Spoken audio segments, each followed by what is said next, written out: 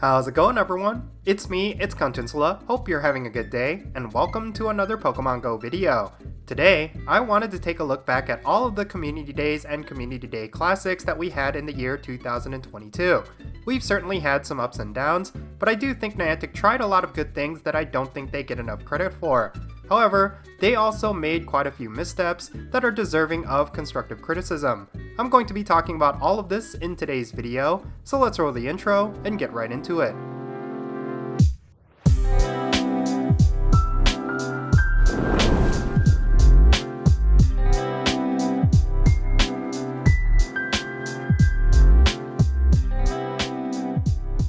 So 2022 was certainly an interesting year when it comes to Community Days. We didn't have any starter Pokemon aside from Community Day Classics, and most of the focus was specifically on the Go Battle League. I think, overall, this year's full slate of Community Day Pokemon was not as impactful as previous years, yet I would be hard-pressed to say that there weren't at least a few standouts. Niantic did start the year off really strong with Spiel Community Day. As much as I would like to say that 2022 was lackluster in terms of what impact it had on raids and the Go Battle League, that wasn't the case with the first Community Day we had this year. Spiel Community Day introduced the moves Powder Snow and Icicle Spear into Walreign's move pool, and this completely changed the landscape of the Go Battle League. This Pokemon quickly shot up the ranks in the Great League and Ultra League meta, and certain Pokemon that have been safe to use were no longer relevant due to Walreign's presence. Even now, with Icicle Spear getting massive nerfs, Walreign is still a very viable option for both of these leagues, and it's safe to say this Pokemon will be relevant for years to come. Now, following up Spiel Community Day was the first Community Day Classic of the year, and it featured the Kanto starter Pokemon, Bulbasaur. This was a welcome return, as Venusaur with Frenzy Plant is always a relevant Pokemon in the various leagues of the Go Battle League. On top of that, many players have been holding on to Shadow versions of this Pokemon and were looking to get Frenzy Plant through evolutions. This was also a great opportunity to collect XL Candy for Venusaur, as it became a decent raid attacker with the release of its Mega Evolution. In general, having both Spiel and Bulbasaur Community Days in January really set a precedence for how good Community Days could be. Unfortunately, Niantic went pretty downhill from here.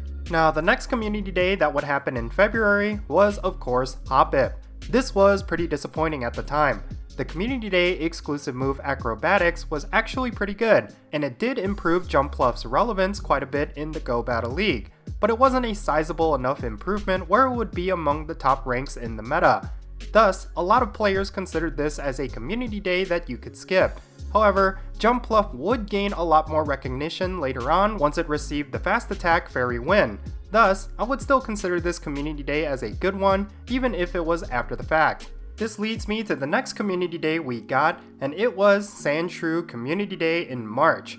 Now, this one was underwhelming to say the least. While it featured both versions of Sandshrew, the Kanto and Alolan variants, it was overall not that impactful. Neither of these Pokemon gained any significant relevance in either the Go Battle League and raids, even with the new Community Day moves. Between the two, Alolan Sandslash probably got the better exclusive attack, yet you still won't see it outside of any specialty cups. Overall, I would consider this as one of Niantic's missteps. There was a lot of potential for this to be at least interesting, but it completely fell flat. But next up, we had another long-awaited return through a Community Day Classic, and it was Mudkip. I started to see a central theme going on with these classic Community Days. It seemed like Niantic was bringing back certain starters that are extremely relevant for PvP. Well, Swampert with Hydro Cannon definitely fits that bill. Bringing back Mudkip was a very positive moment for Community Days, giving players a chance at getting Swampert with good IVs for PvP, access to the move Hydro Cannon, as well as the candy and XL Candy that's needed to power them up. It was a really good step in the right direction. I was very pleased with this Community Day Classic, and thought Niantic did a really good job by bringing Mudkip back. Unfortunately, they would immediately follow this up with a mediocre one. The next Community Day we got in April would feature Stufful. This was actually the debut of this Pokemon, so there was a lot of potential for there to be some hype. However, the relevance of this Pokemon, including its evolved form, was just too low for anyone to be excited about. This was quite unfortunate because this was a fan favorite Pokemon, and a lot of players were hoping its debut would draw a lot of excitement. It really didn't at the end of the day. But next up, we got Alolan Geodude as the May Community Day. Yet again, this Pokemon did not gain any relevance, even with the Community Day exclusive move. In fact, there was more hype around the move itself, possibly being added to other Pokemon rather than Alolan Golem. Overall, it just seemed like Niantic was missing the mark with these Community Days. While we had a few splashes of good Pokemon, we didn't really get anything as impactful as Walrein thus far. But then of course, we got probably what was the best Community Day of this year. In June, we had a Community Day featuring the most anticipated and probably the most hyped up, Deino. It's not hyperbole to suggest Deino Community Day was one of the most exciting community days that we've had over the past few years. Ever since its shiny form was introduced at Pokémon Go Fest 2021, most players were looking forward to when this Pokémon would get its own Community Day, and Niantic did not disappoint. The exclusive move Brutal Swing brought this Pokemon into significance in both raid battles and PvP. What was once a mediocre raid attacker suddenly became the best dark type that you could use. This was also the Community Day where Niantic first introduced the 4-star raids that would extend the duration of boosted spawns. Even though players were unhappy about the reduced duration of Community Days from 6 hours to 3, this mechanic was pretty well received. So yeah, overall, this was the biggest win for Niantic this year. There were plenty of ways they could have messed this up, but they overall delivered big time. Of course, it wouldn't be Niantic if they didn't follow up something amazing with something absolutely unremarkable. The July Community Day would feature the unimpressive Starly. Now, this Community Day was one of the very few that actually debuted a shiny, so Starly Community Day had at least that going for it. However, it just wasn't enough to generate the kind of hype that Deino Community Day was able to create. Starly was definitely a wash, and not a lot of players cared for it. There was still some potential for Shadow Star Raptor as a flying type raid attacker with the exclusive move, but other than that, this one was definitely forgettable. Now, the next Community Day in August was not as forgettable, and it featured none other than Galarian Zigzagoon. This particular Community Day made a relevant Go Battle League Pokemon just a little bit more relevant. Giving Obstagoon its iconic move Obstruct gave it plenty of new uses within the Great League and Ultra League metas. I wouldn't consider this Community Day an overall win, considering that there was no relevance to raid battles. It was still a decent one at least for battlers. So now, we move on to September, which had yet another forgettable Community Day. This time, Niantic would feature the Rock-type Pokemon, Roggenrola. There was nothing all too exciting about this Community Day.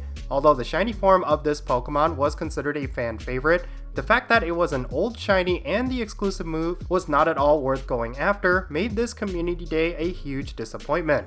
So, at this point, it seems like most of the Community Days have been lackluster to say the least. Aside from a few standouts, it didn't seem like Niantic invested a lot of hype into these monthly events. Well, they would prove us wrong with the next two Community Days that would come along. During October of this year, we would get the long-awaited Litwick Community Day. Now, this was not a total surprise to many. Much of the Pokemon Go community were predicting that Litwick would be the Halloween-themed Community Day this year. Niantic also teased this with the fall in-game loading screen, as you can see Litwick all throughout.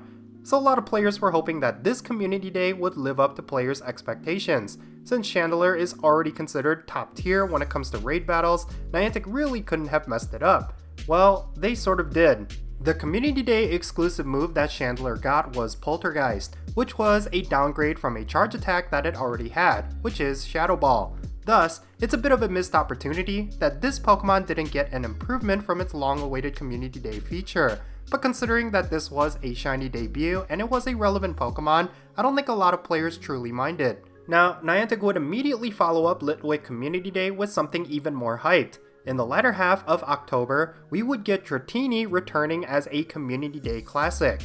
There are very few old Community Days that players have wanted to return as a Community Day classic. Dratini was definitely one of them.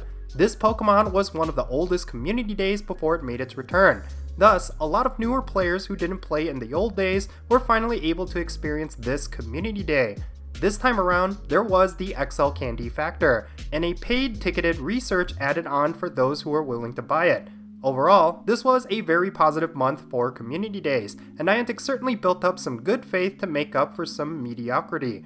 So, now we arrive at the final Community Day of the year. This was the one we most recently got, and it had a ton of potential that unfortunately was not met.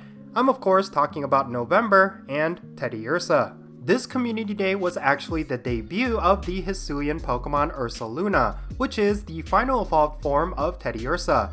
This was drawing a lot of theory crafting from battlers because there was a lot of potential that Ursaluna with high horsepower could be a top Pokemon for the Ultra and Master League and possibly even raid battles. However, Niantic dropped the ball yet again. Ursaluna had a very lackluster moveset upon release. It didn't have the ideal fast attack that players hoped for, which would have been Shadow Claw, and the moves it did get just weren't cutting it. Overall, this ended up being a very disappointing community day, but there is still hope for this Pokemon in the future. If it were to get a better fast attack in its move pool, then it could see a sizable bump in the ranks like with what we saw with Jumpluff. We'll just have to wait and see. So yeah, these were all of the community days this year. We of course will be getting a recap community day in December that will feature all of these Pokemon. I would say the ones you should focus on are going to be Deino, Litwick, and any of the community day classics if they are included. You should at least pick up the shiny forms of any of the community days that you missed, but outside of that, you won't be missing much.